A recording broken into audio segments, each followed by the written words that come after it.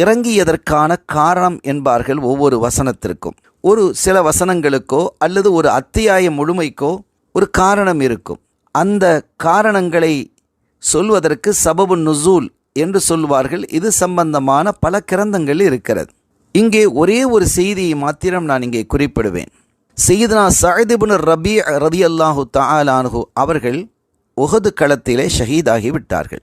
அவர்களுடைய துணைவியார் கண்மணி நாயகம் ஸல்லல்லாஹு அலைஹி வஸல்லம் அவர்களிடத்தில் வந்து 2 பெண் குழந்தைகளை அழைத்து கொண்டு வருகிறார்கள். வந்து யா ரசூலல்லாஹ், ஹாத்தானி இப்னதா சஅத் இப்னு ரபீ, இந்த 2 பிள்ளைகளும் சஅத் இப்னு ரபீனுடைய குழந்தைகள். உங்களோடு கலந்து கொண்ட உஹது யுத்தத்திலே கலந்து கொண்ட அவர் ஷஹீதாக்கப்பட்டதை நீங்கள் அறிவீர்கள்.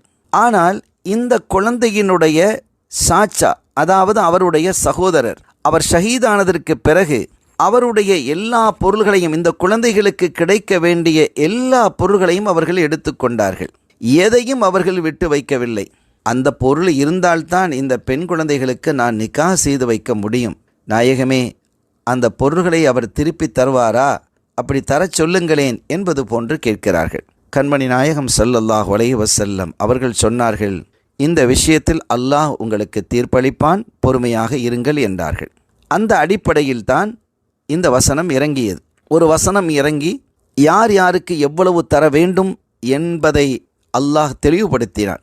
கடந்த காலத்தில் சொல்லுவார்கள், குதிரை ஏறாத பெண்களுக்கு, வியாபாரம் செய்ய தெரியாத பெண்களுக்கு, சண்டையிட முடியாத பெண்களுக்கு எதற்கு சொத்திலே பங்கு என்பார்கள். அதையெல்லாம் உடைத்து இந்த ஷரியா பெண்களுக்கும் சொத்திலே பங்கு உண்டு என்று அறிவித்தது. இந்த வசனம் இறங்கியதற்கு பிறகு அந்த இருவரையும் அழைத்து, குழந்தைகளுடைய சாச்சாவையும் அழைத்து, அஅதி இப்னத்தை சஅதின் அஸ்ஸுலுஸைன், இந்த சொத்திலே அந்த பெண்களுக்கு வழங்க வேண்டும், குழந்தைகளுடைய தாய்க்கு 8 ஒரு பங்கை வழங்கிவிட்டு மீதியை நீ எடுத்துக்கொள் என்று சொன்னார்கள். ஆக என்ன சொல்ல வருகிறோம் என்றால், குர்ஆனினுடைய ஒவ்வொரு வசனத்திற்கும் அல்லது ஒவ்வொரு அத்தியாயத்திற்கும் அல்லது ஒரு அத்தியாயத்தினுடைய சில பகுதிக்கும் அது இறங்கியதற்கான காரணம் இருக்கிறது.